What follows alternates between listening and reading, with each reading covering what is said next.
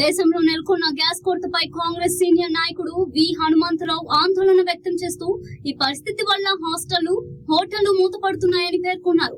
ప్రధాని మోదీ వెంటనే జోక్యం చేసుకుని అంతర్జాతీయ యుద్ధాలను ఆపాలని, లేని పక్షంలో బాంబు దాడుల కంటే గ్యాస్ కొరతతో కలిగే ఆకలి చావులే భయంకరంగా ఉంటాయని వ్యాఖ్యానించారు.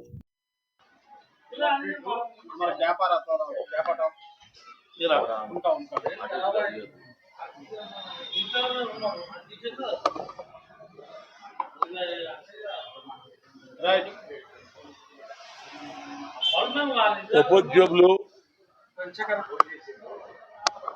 ఇజ్రాయిల్, ఇరాన్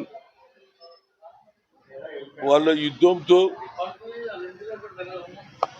ఎక్కడైతే ఒక పక్క అమెరికా కూడా మద్దతు ఇవ్వడం, అమెరికా కూడా అటాక్ చేయడం వల్ల ఈనాడు మా దగ్గరనే కాదు, తెలంగాణలో కాదు, యావత్ భారతదేశంలో గ్యాస్ కొరత ఏర్పడింది. ఎందుకంటే ఉన్న ఆయిల్ ట్యాంకర్లంతా అటాక్ చేస్తున్నారు.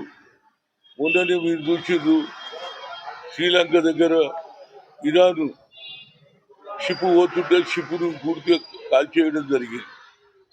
అదే కాకుండా అన్ని దగ్గర కూడా ఆయిల్ కొరత ఏర్పడింది. దీనివల్ల హోటల్స్ బంద్ అవుతున్నాయి. అదేవిధంగా హాస్టళ్లలో, ఎందుకంటే కట్టెల పొయ్యి ఎవరి దగ్గర లేదు. ఏ హాస్టల్ అయినా, అది ఎస్సీ హాస్టల్ కావచ్చు, బీసీ హాస్టల్ కావచ్చు, గిరిజన హాస్టల్ కావచ్చు, వాళ్ళ భోజనం నడవాలంటే, వంట వండాలంటే గ్యాస్ తోటి అవుతుంది. ఎవడు కట్టెల పొయ్యి పెట్టి మర్చిపోయింది. కట్టెలు ఎవడు వాడకమే లేదు, హాస్టళ్లలో లేదు. దానివల్ల ఇవాళ మహారాష్ట్రలో, అదేవిధంగా కర్ణాటకలో, తెలంగాణలో, ఆంధ్రలో అన్ని దగ్గర కూడా గ్యాస్ కొరత ఏర్పడింది. దానికి మేము పెట్టలేము అని వాళ్ళు ఆల్రెడీ గ్యాస్ కంపెనీలు చెప్పడం జరిగింది. నేను అనేది ఏంటంటే, ఒక పక్క పార్లమెంటులో దీని మీదనే పెద్ద చర్చ జరుగుతున్నది. ఏది అన్ని పార్టీలు కూడా కలిసి ఇవాళ అడుగుతున్నారు. కానీ కేంద్రం ఇప్పటి వరకు, నరేంద్ర మోడీ నిన్నటి వరకు అమెరికా నాతో మంచి దోస్తి అన్నాడు. పాకిస్తాన్ తో ఏదైతే అటాక్ అప్పుడు కూడా నేనే విరమించిన అని చెప్పడం కూడా జరిగింది. భారతదేశంలో ఏదైతే అటాక్ జరిగితే నేనే దాన్ని ఆపిపించిన అని చెప్తున్నాడు. మరి ఇంత నీ మీద ప్రేమ ఉంటే మరి ఇలాంటి సంఘటనలో నరేంద్ర మోడీ నిమ్మకు నీరెత్తినట్టు ఎందుకు కూర్చుంటుండు? ఇది రాష్ట్రాల సమస్య కాదు, ఇది కేంద్ర సమస్య. నరేంద్ర మోడీ ఇమీడియట్ గా దీన్ని సెటిల్ చేయకపోతే మా పిల్లలు హాస్టల్లో చదువుతున్న వాళ్ళకు ఇదొక ఏది భోజనాలకు ఇబ్బంది అవుతుంది. తిండి లేక మళ్ళా హాస్టల్ పిల్లలు ఇప్పటికే మాకు మంచి భోజనం దొరకలేదని కొన్ని దగ్గర పిల్లలు కూడా చనిపోతున్నారు.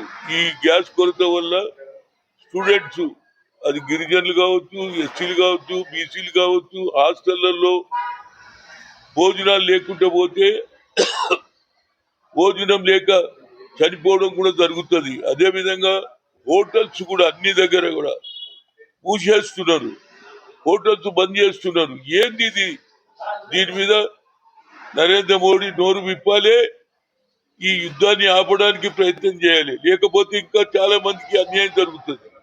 ఒక సీనియర్ నాయకుడిగా, ఓబీసీ ఎంపీసీ మాజీ కన్వీనర్ గా నరేంద్ర మోడీని కోరుతున్న, అదే కూడా విదేశాంగ మంత్రి కేవలం రిప్లై కాదండి, మాకు న్యాయం జరగాలి. దానికి కూడా ఇవాళ మీరు ఏం మాట్లాడతలేరు. మీరు దీన్ని ఈ వారిని ఆపకపోతే ఇంకా ఎక్కువ నష్టం జరుగుతుంది. అక్కడనేమో బాంబులు వేసేసి మంది చనిపోతున్నారు, ఇక్కడ తిండి లేక చనిపోతారు, భోజనం లేక చనిపోతారు. దీనివల్ల ఇమీడియట్ గా కేంద్ర ప్రభుత్వం దీని మీద శ్రద్ధ వహించాలి.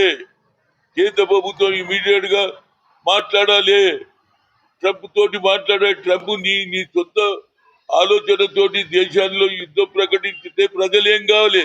నీ దగ్గర అంటే పెద్ద ఆస్తి ఉన్నది, నీ దగ్గర నిల్వలు ఉన్నాయి, కానీ మా దగ్గర నిల్వలు లేవు. మేము ఏదైతే గ్యాస్ కంపెనీల ద్వారా వచ్చే గ్యాస్నే వాడతాం. మేము గ్యాస్ కంపెనీలు మేము ఇయ్యలేము అని చెప్తున్నారు. దానివల్ల ఇక బ్లాక్ గా అమ్మడం జరుగుతుంది.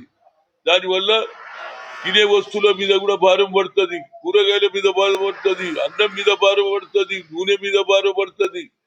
ఈ ఎఫెక్ట్ అందరికీ ఉంటది కాబట్టి నరేంద్ర మోడీ గారు folded hand request to the honourable president Trump గారిని కోరుతున్నాయ్యా. అదే విధంగా నరేంద్ర మోడీ గారు చొరవ తీసుకోవయ్యా బాబు. నువ్వు అన్నిట్లో నంబర్ 1 అంటున్నావు, దేశాన్నే మారుస్తా అంటున్నావు. అదే విధంగా ఈనాడు జరుగుతున్నటువంటి పరిణామాల వల్ల శ్రద్ధ వహించాలి. ఈనాడు ఎన్ని కట్టులు వచ్చినా భోజనం అనేదే ప్రాధాన్యత. భోజనమే లేకపోతే ఆకలి సాగు వస్తుందా లేదా?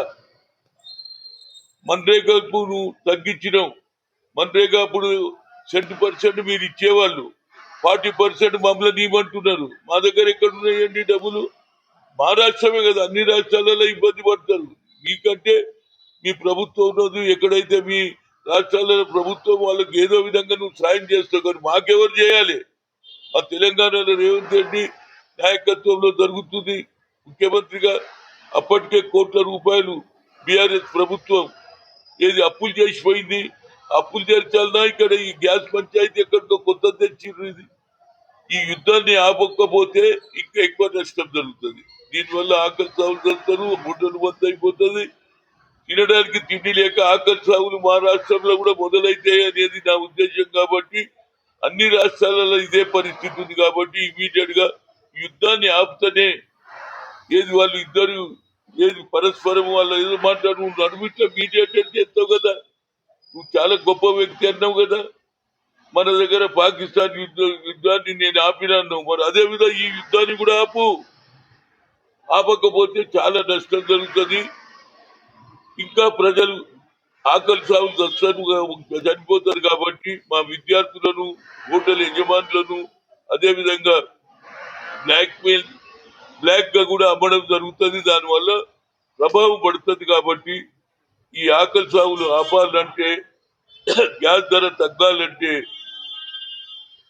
నరేంద్ర మోడీ గారు ఇమీడియట్ గా మాట్లాడి యుద్ధాన్ని ఆపకపోతే దేశంలో అరాచకం అవుతుంది. కాబట్టి దీని మీద పార్లమెంట్ లో మాట్లాడడమే కాకుండా ఇమీడియట్ గా చొరవ తీసుకొని ట్రంప్ని యుద్ధాన్ని ఆపాలి. నువ్వేమిటో అన్నావు కదా, నువ్వే అన్నావు కదా, ట్రంప్ అన్నాడు నేనే ఆపినంటున్నా, మరి ఇది కూడా ఆపాలి.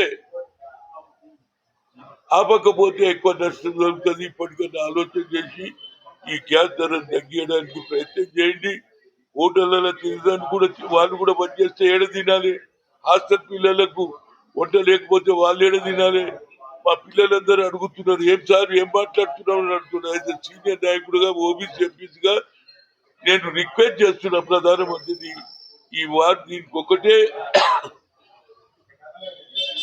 దీనికి ఆపడానికి యుద్ధం ఆపకపోతే ఇంకెక్కువ నష్టం జరుగుతుంది, ఎక్కువ మంది చనిపోతారు. కాబట్టి దీన్ని ఇమీడియట్ గా ఒక మానవతా దృక్పథంతో పనిచేయమని నరేంద్ర మోడీని కోరుతున్నా.